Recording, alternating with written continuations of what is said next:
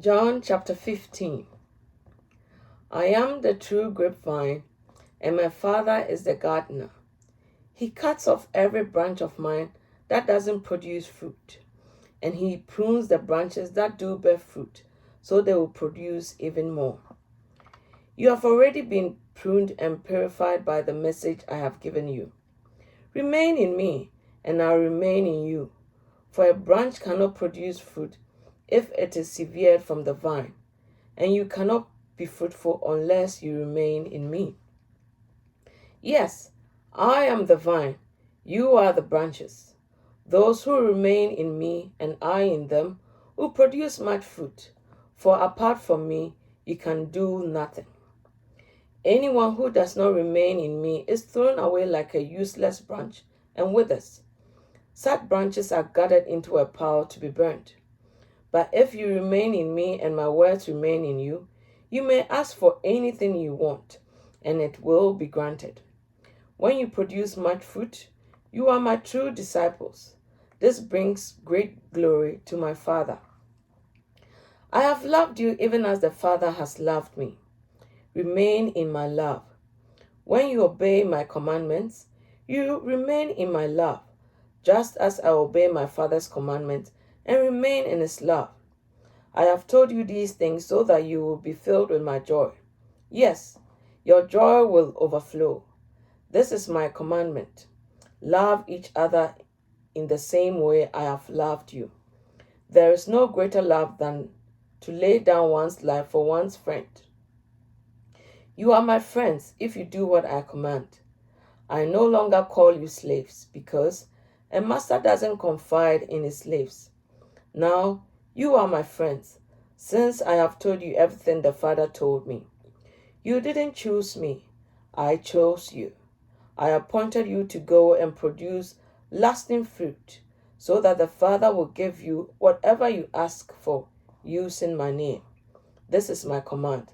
Love each other. If the world hates you, remember that it hated me first.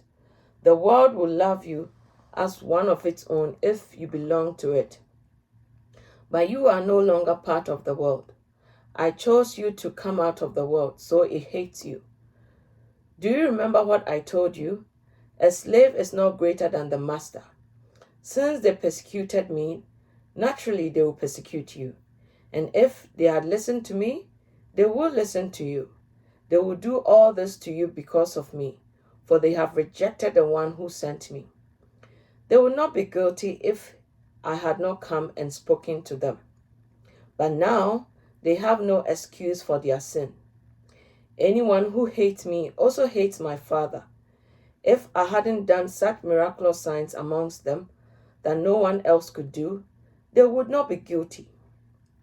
But as it is, they have seen everything I did, yet they still hate me and my Father. This fulfills what is written in their scriptures. They hated me without cause. But I will send you the advocate, the Spirit of truth. He will come to you from the Father and will testify all about me. And you must also testify about me because you have been with me from the beginning of my ministry. Chapter 16. I have told you these things so that you won't abandon your faith, for you will be expelled from the synagogues, and a time is coming when those who kill you will think they are doing a holy service for God. This is because they have never known the Father or me. Yes, I'm telling you these things now so that when they happen, you will remember my warning. I didn't tell you earlier because I was going to be with you for a while longer. But now I'm going away to the one who sent me, and not one of you is asking where I am going. Instead, you grieve because of what I told you. But in fact, it is best for you that I go away, because if I don't, the advocate won't come.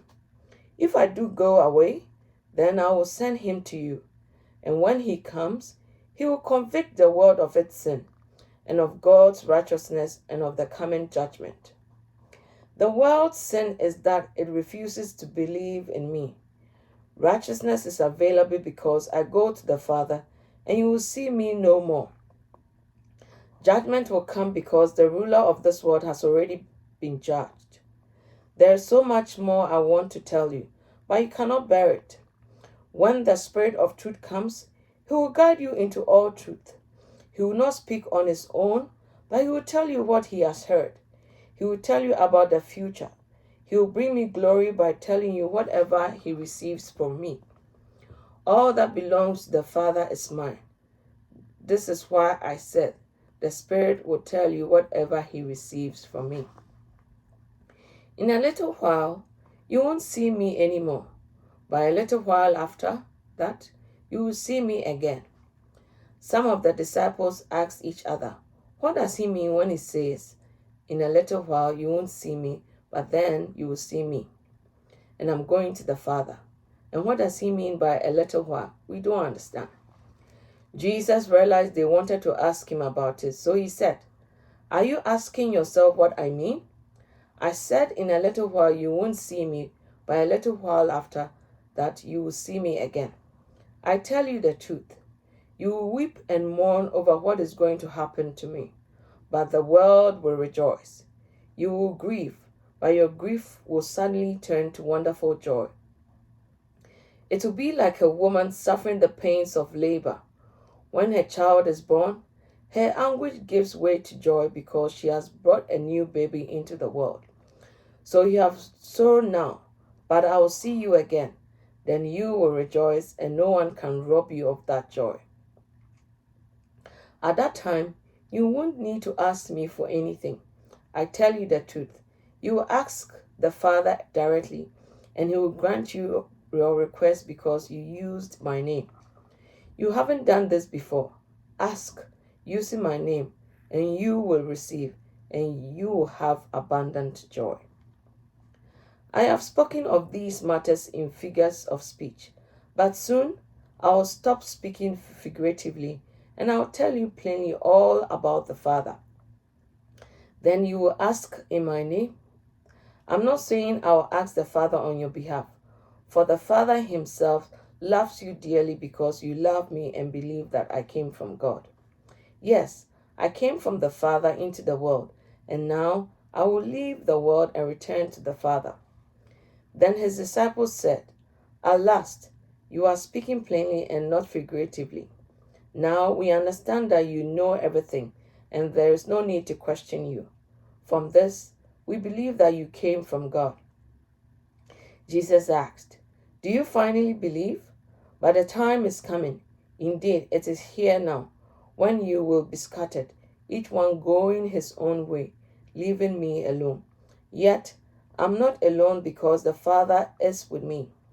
I have told you all this so that you may have peace in mind. Here on earth, you will have many trials and sorrows, but take heart, because I have overcome the world. Chapter 17. After saying all these things, Jesus looked up to heaven and said, Father, the hour has come. Glorify your Son so he can give glory back to you. For you have given him authority over everyone. He gives eternal life to each one you have given him. And this is the way to have eternal life, to know you, the only true God, and Jesus Christ, the one you have sent to earth. I brought glory to you here on earth by completing the work you gave me to do. Now, Father, bring me into the glory we shared before the world began. I revealed you to the ones you gave me from this world. They were always yours. You gave them to me, and they have kept your word. Now they know that everything I have is a gift from you, for I have passed on to them the message you gave me.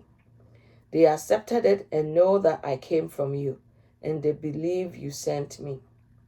My prayer is not for the world, but for those you have given me, because they belong to you. All who are mine belong to you, and you have given them to me, so they bring me glory. Now I am departing from the world. They are staying in this world, but I am coming to you. Holy Father, you have given me your name. Now protect them by the power of your name, so that they will be united just as we are. During my time here, I protected them by the power of the name you gave me.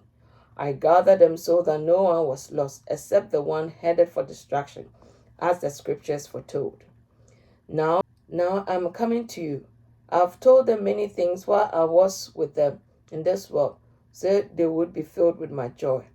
I have given your word, and the world hates them because they don't belong to the world, just as I do not belong to the world. I am not asking you to take them out of the world, but to keep them safe from the evil one. They do not belong to this world any more than I do.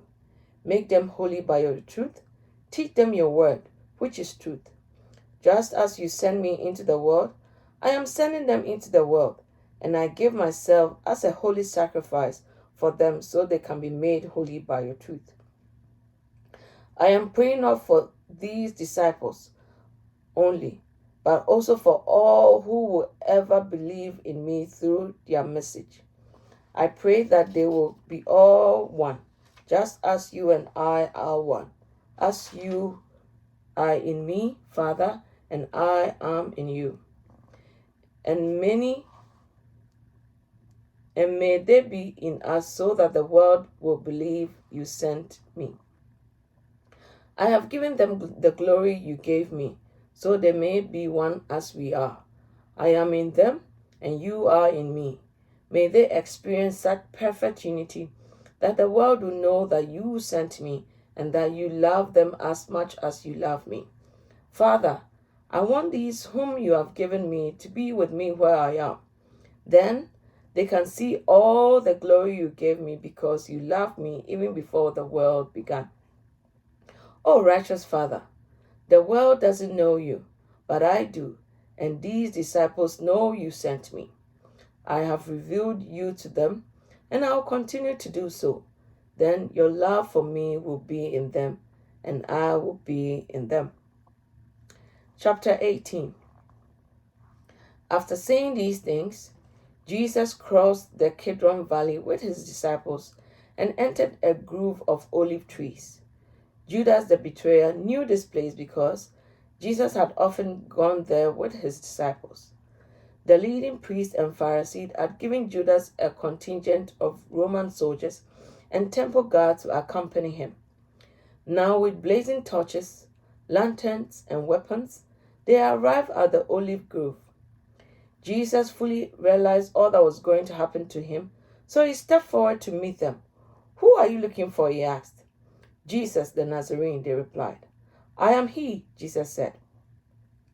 Judas, who betrayed him, was standing with them. As Jesus said, "I am he," they all drew back and fell to the ground. Once more, he asked them, "Who are you looking for?" And they again replied, "Jesus the Nazarene." "I told you that I am he said. "And since I am the one you want, let these others go." He did this to fulfill his own statement. "I did not lose a single one of those you have given me."